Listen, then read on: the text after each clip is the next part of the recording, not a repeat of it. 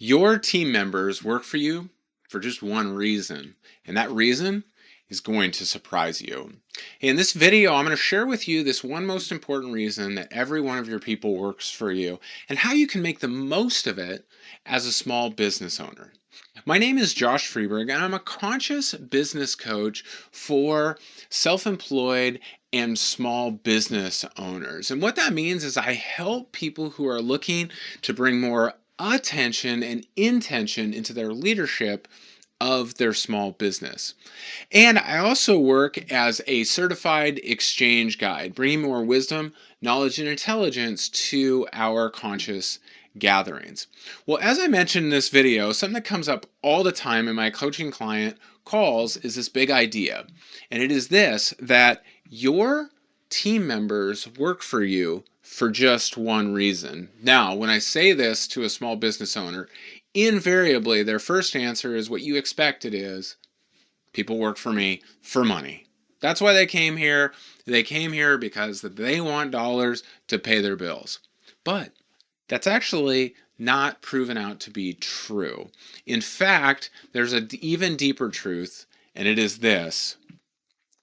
Your team members work for you for one reason, and it's your job to find out what it is. Yeah, probably not the answer you were looking for, but every one of your people works for you for a different set of reasons, kind of a complicated web of motivators for each of those people. And if we're going to be great leaders, it's our job to find out what it is. Now, you still may be saying, hey, Josh, they're not coming to work for me if I'm not paying him. I'm telling you, the truth is people work for me for the money. But the research on this is really clear that once people reach a certain threshold of income, there's a lot more that motivates people than just the money. And so that's why, as a small business owner and as a leader, it's important for you to lean into that and figure out what motivates Bill and Julie and Mark, every single person on your team. Why is this so important? It's important because when we find out why our people are there, what they're looking to get out of their job or out of their career, the first thing that it does is it finds out what their true motivation is. See, if you have somebody that works for you who cares deeply about maybe getting out of debt or cares deeply about investing in the future or sending their kids to college or making sure they've got a couple really great vacations every year, when you do that, you find out how to help them match their work with the life vision they have for themselves. Now, here's the tricky part. It may not be conscious to them. They may not be aware of why it is that they're personally motivated, right? It could be that they think they're just there for the money, or they're there for maybe certain work hours. And it's our job as leaders to find this out. One of my coaching clients was so great. We had this conversation. I said to him, team members only work for you for one reason. He got his pen and his paper out. He was all ready to take notes. And then I said, and it's your job to find out what it is. He's like, I don't know. And so he literally, and I would recommend you do this too. He literally took out a piece of paper, wrote down every one of his team members' names.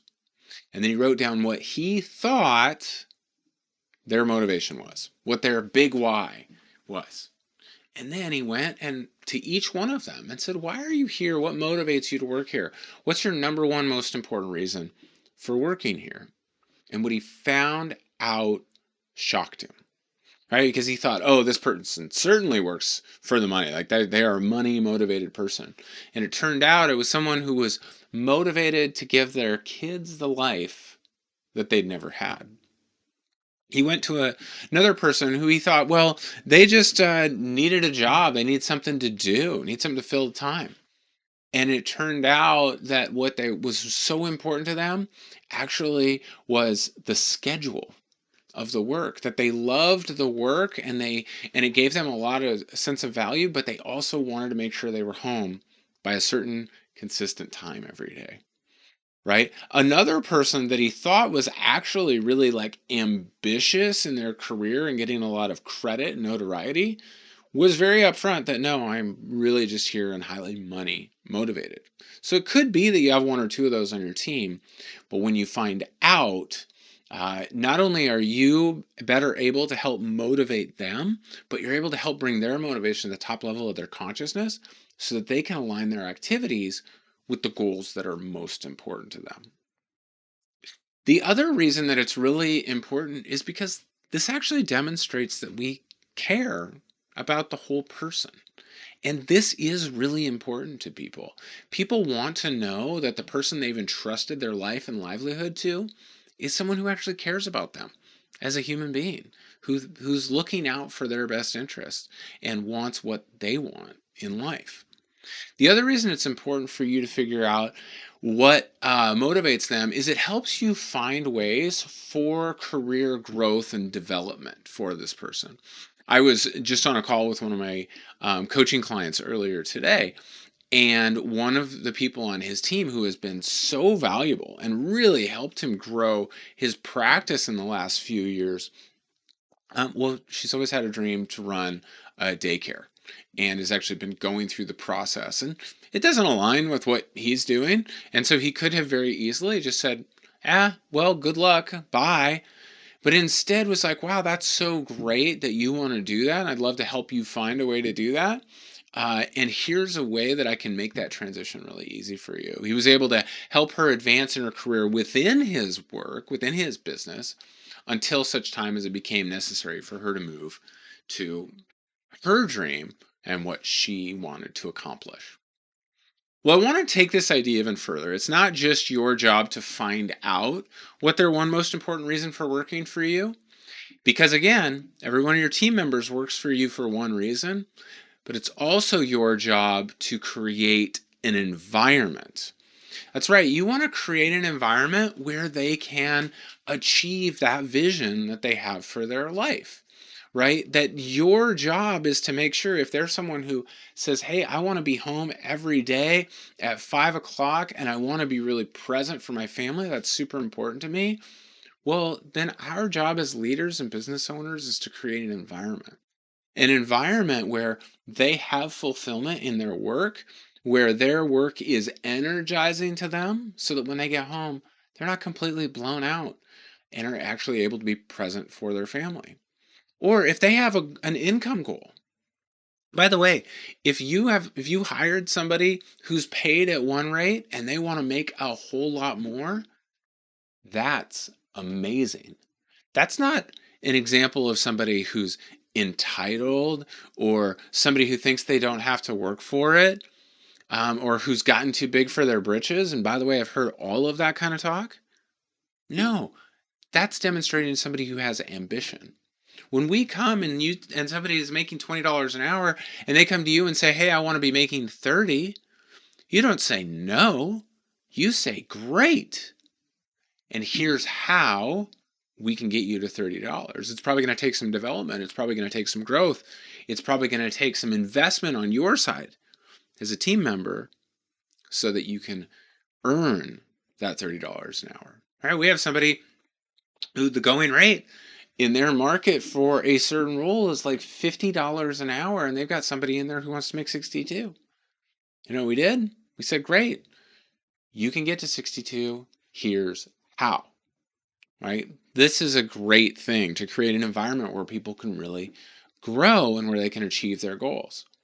We also want to do it because one of the things that's super important to people, and gets reported over and over again in the research on what motivates employees, and it is autonomy and flexibility. And this is dangerous for a lot of you because you've been known to be haven't you? You don't want things done a certain way. And yet, when you do that, you take away gifted people's ability to be gifted. Listen, you've worked really hard to get great people on your team.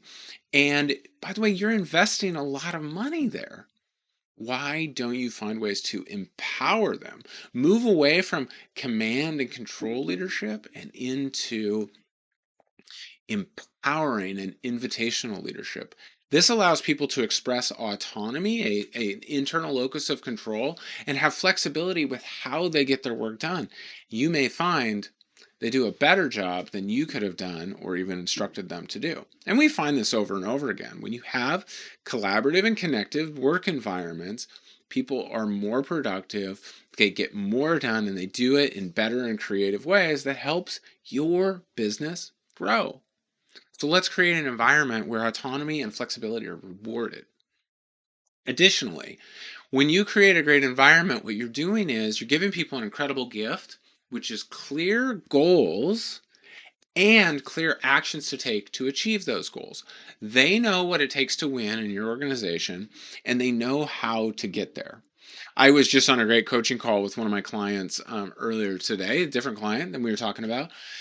And in the fall, we were very clear and detailed on how to set up a challenge goal in their organization. They wanted to get a certain number of sales of certain products over a 2-month period. And he's like, Josh, it worked so well when we designed it in the fall, in the winter, but I just did one recently and it didn't go well at all. Well, when we dug a little bit deeper, there were 2 things that came up. It was really interesting. The first one was he had set the final goal really clearly, right? Which is, oh, we want to sell 40 of this product in May and June. And by the time end of May had come, they hadn't sold a single one.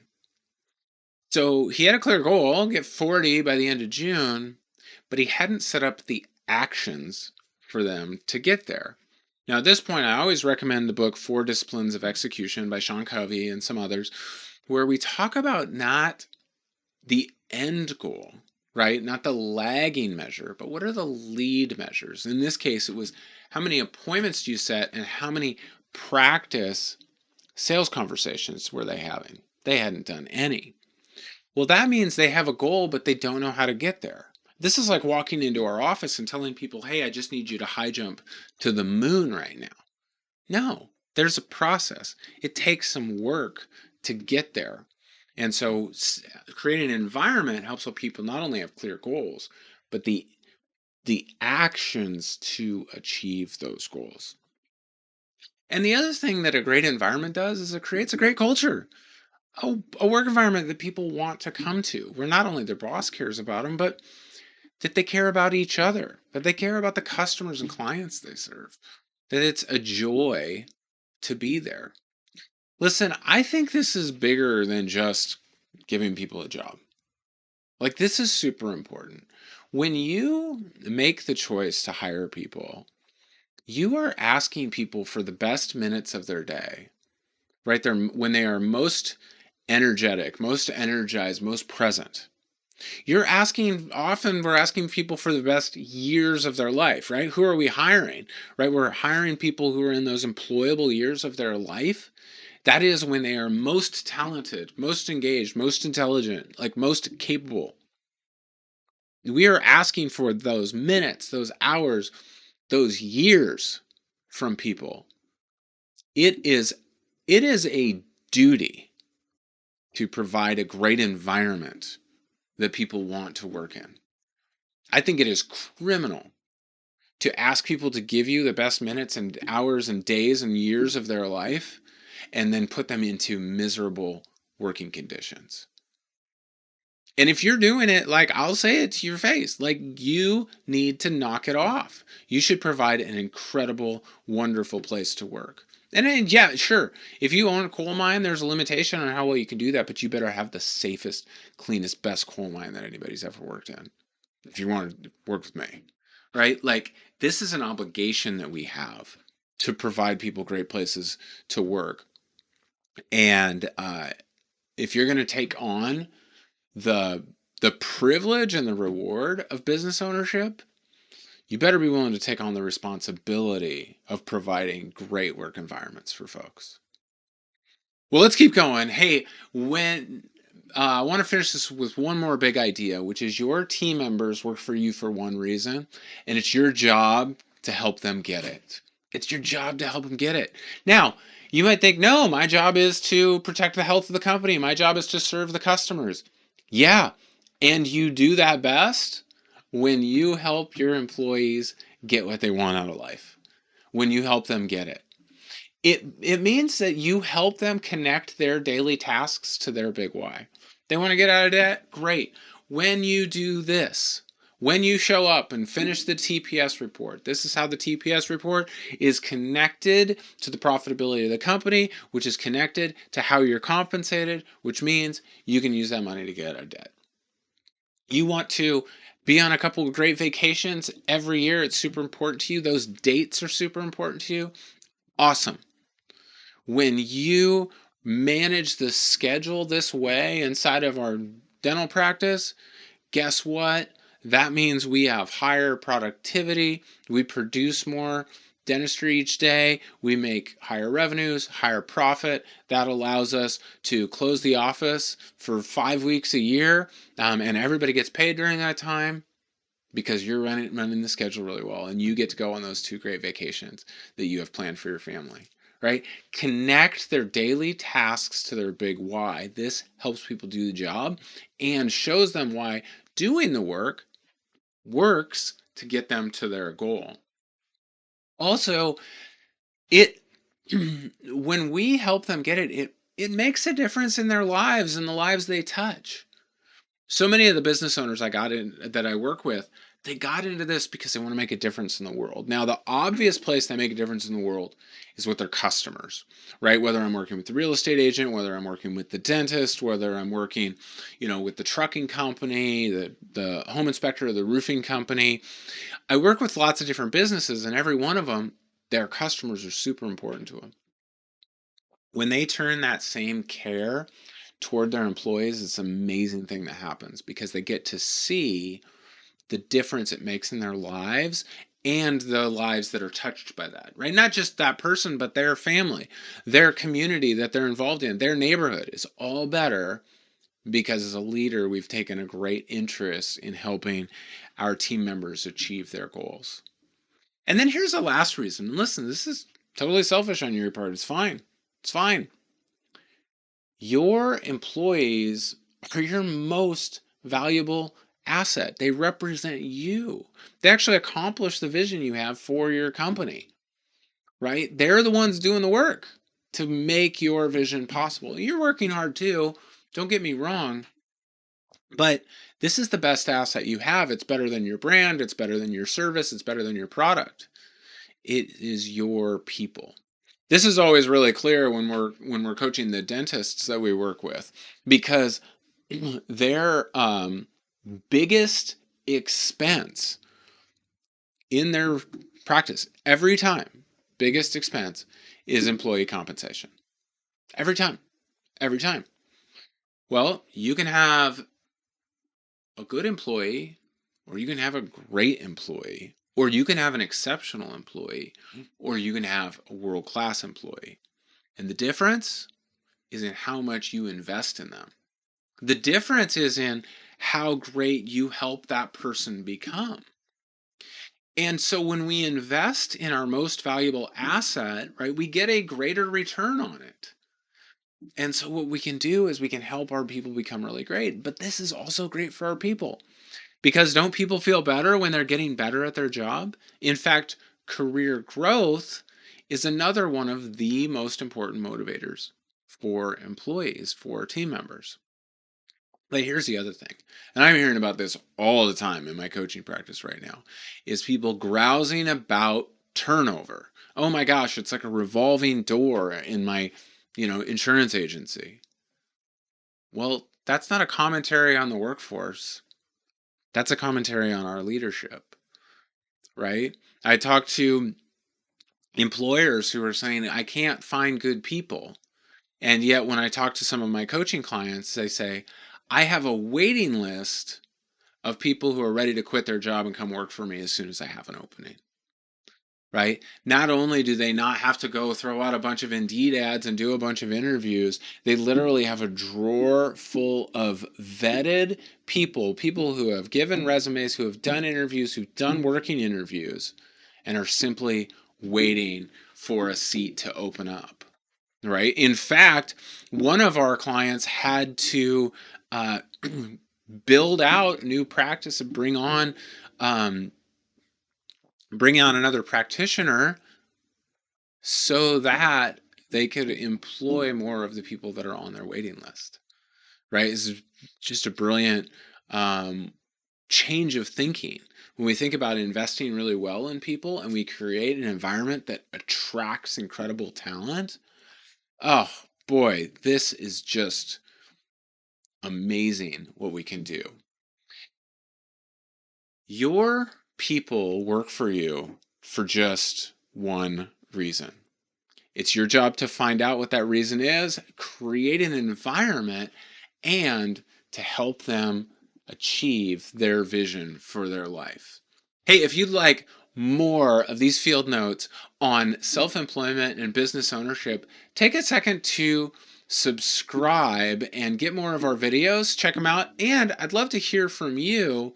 What was the most surprising thing you learned about the one most important reason that your people work for you?